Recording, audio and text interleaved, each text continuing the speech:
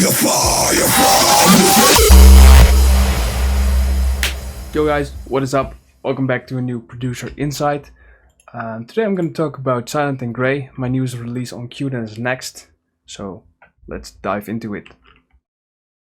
For the ones that haven't heard the track already, this is kind of what it sounds like.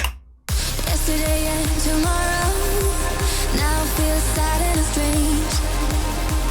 I was here every day, but then you slipped away. Silent, silent and gray. Silent, silent, silent and gray. Silent, silent, silent and gray. Silent, silent, silent and gray. Silent.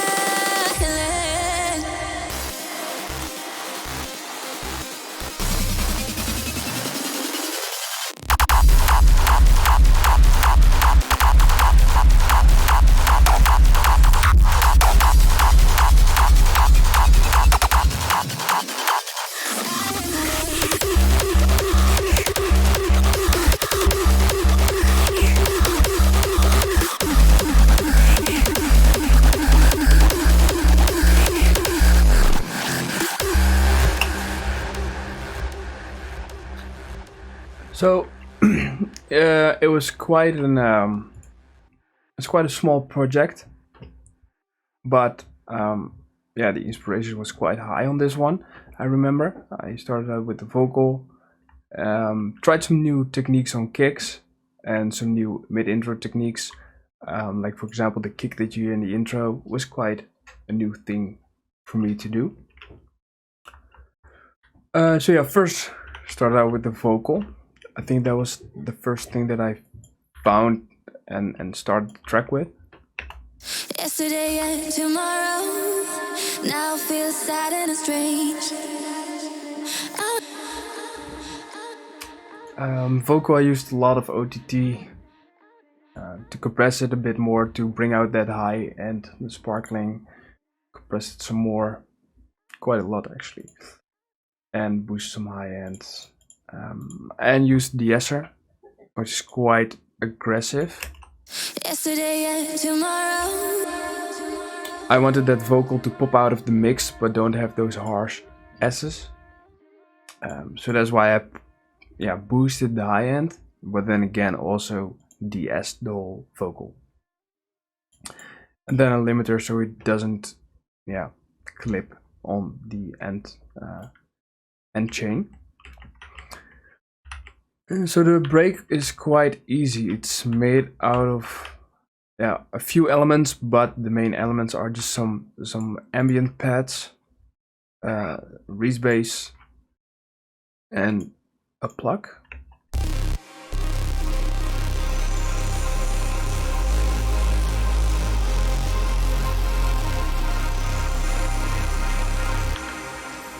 And this is often how I build a break. I like to work with a lot of samples.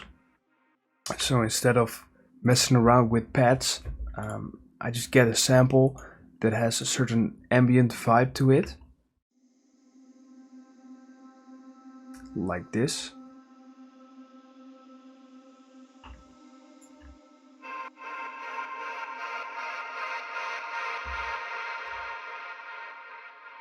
And I really like to work with those ambience because they already give so much of a story and so much of a vibe. And then I can just build around that with the chords that I already have. Then I had this plug. Yeah, it was just a Dune preset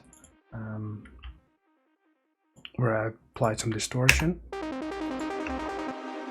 It's basically just a saw plug, but with the distortion and some classic chorus to make it sound a bit more synthwavy. It got a lot more aggressive and digital, which I really liked in this track because this track has kind of a spacey vibe to it. What helps with that is also this pad.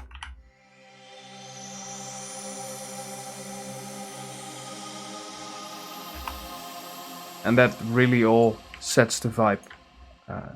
Set the vibe for me. Furthermore, nothing too special. To create some drive, I always use these things in my tracks. And it's actually really easy. I also use the Fire from Within. It's a loop that's just playing some saws. This is not really a saw, but it's almost like two saws, but like really low in the octave scale. Then I apply a lot of OTT to bring out that crispy tick, and some kickstart for the drive for the pumping effect. It's creating some drive. Otherwise, without it. And now it generates a lot of drive in the track. So that's kind of it for the break. Nothing too special. Here is just my build-up.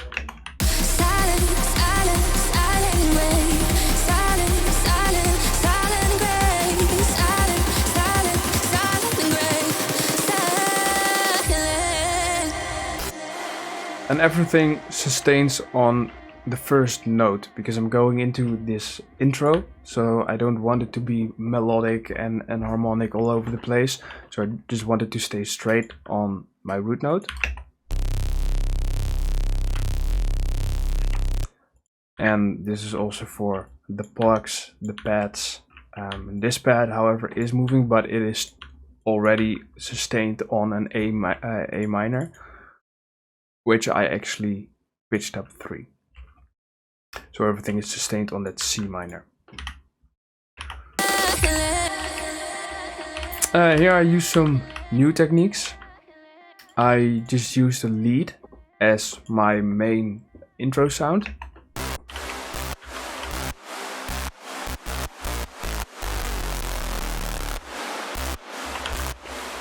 And normally I like to use a lot of screeches and weird sounds, but in this case I wanted to keep it minimal, so I used just that, and it filled up the whole spectrum quite nicely. But it's also due to this one.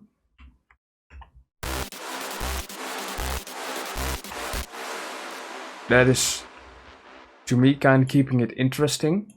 So you have this lead note playing really low in an offbeat pattern, but there is still something of drive going on when the kick is going to be playing. This was also my fake drop.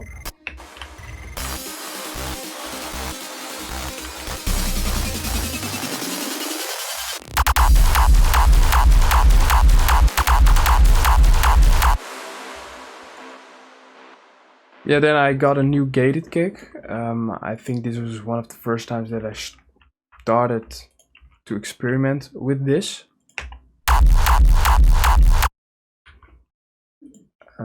Yeah, it was made in another project, so I can't show you, unfortunately, how I made it. But and now you see a lot of dynamics here, and I crunched the dynamics, squashed the dynamics completely out of it with an Oxford inflator.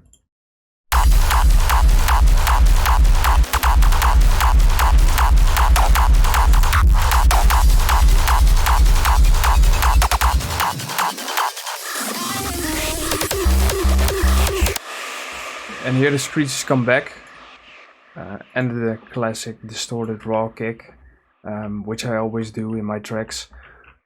Doing it nowadays as well with some newer tracks, first implementing a different type of kick and then going back to that classic raw kick.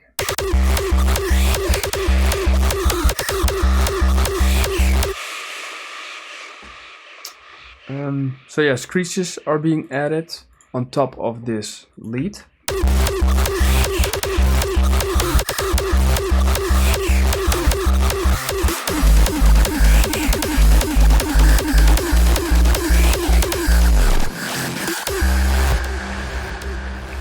The screech is modulated, by the way.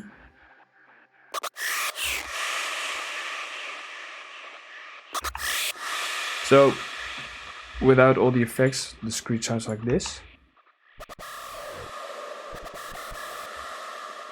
Kinda boring. But what I did is apply a phaser. This plugin is free, by the way, so I highly recommend it. Phaser, and then I applied a fab filter, which has a peak in the midsection, which is being automated by an automation clip. So it follows this automation clip.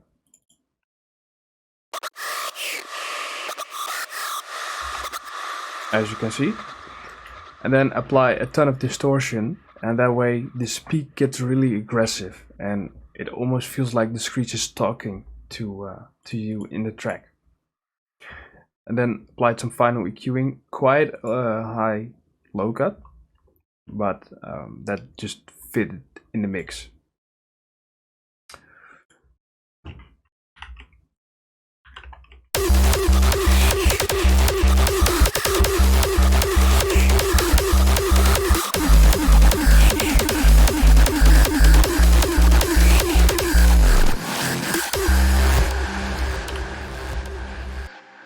And then I got these sounds.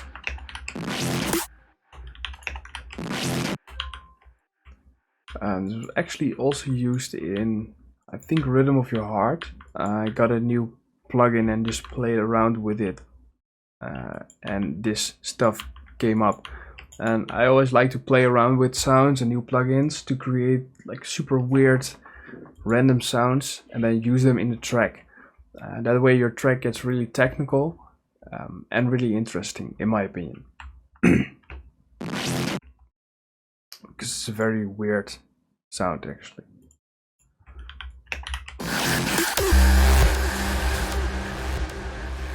So then I, repeated the break. It's actually, the same. I was here every day, but then you slipped away, silent, silent and gray.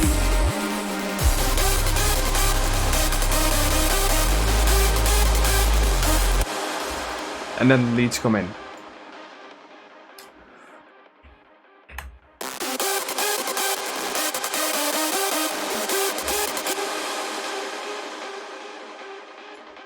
Actually, it's just a 4-layer lead. And if I'm listening to it now, it's not that greatly mixed. It's probably, the low cut is probably a bit too high.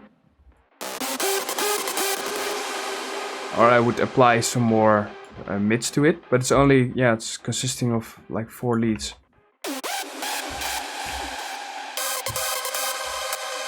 So a chord lead, almost like a mid-soy lead. Something for more body, and then the main squarey, distorted type lead to create some character. And then together with all the other elements in the track, it sounds like that.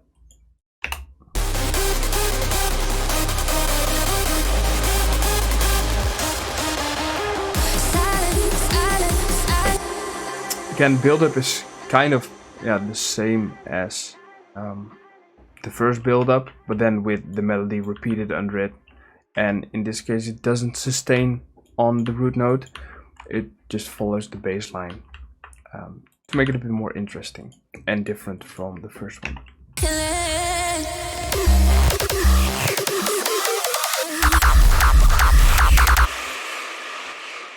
Here I did have an anti-climax, and I used almost the same kick but with a higher punch.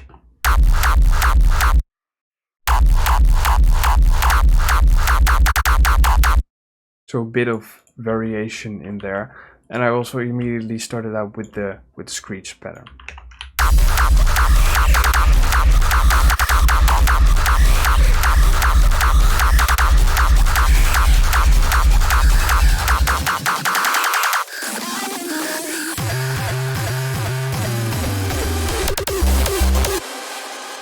Yeah, here I used just some FX kicks, which are being pitched all the way up, like an octave. Sounds really ugly like this, but and I think there was a modulation.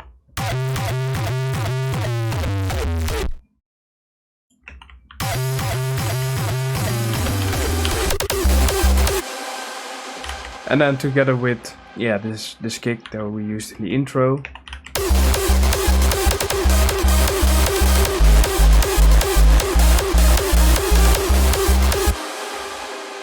It's actually the Fire From Within kick.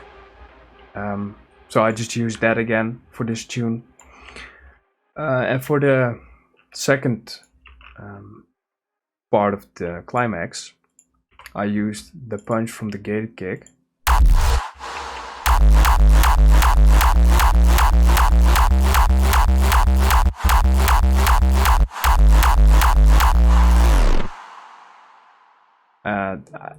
I did that probably because I thought it was a bit more unique. And I think it sounds cool. It's a bit different than just a normal punch. Trying out new things. And I think, that's kind of what I did here with this project, but it was also quite a standard project for me. But I was really happy with the end result.